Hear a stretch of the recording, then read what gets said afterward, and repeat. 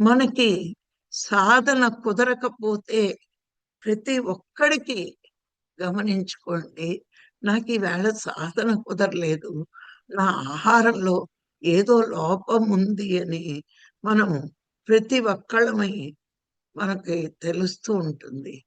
అలా తెలియడం వల్ల మనం వెంటనే పొరపాటుని అలాంటి ఆహారం తీసుకున్న వెంటనే మన తప్పు మనకి తెలిసి మనం సరిచూసుకుంటూ సరి చేసుకుంటాం.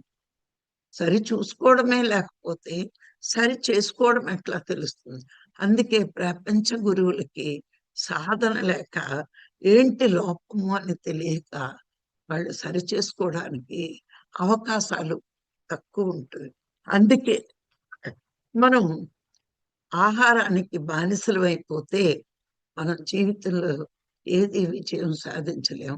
పతంజలి మహర్షి అంటాడు, ఏంటి అంటే నీ జీవితంలో విజయం సాధించాలి అంటే నువ్వు ఖచ్చితంగా ఆహార నియమం పాటిస్తే నువ్వు ప్రతి దాంట్లోనే విజయం సాధిస్తావు. విజయానికి మూలం ఏంటి అంటే సాధన అని పతంజలి మహర్షికి తెలుసు. అందుకే సాధన చేస్తున్న వాళ్ళకి ఈ సలహా తప్పకుండా పాటించాలి అంటాడు. నువ్వు ఆహార నియమం పాటిస్తే విజయం నీ వంతు అయిపోతుంది. నువ్వు ప్రపంచంలో ఏదైనా విజయం సాధించాలి అంటే సాధన ద్వారానే.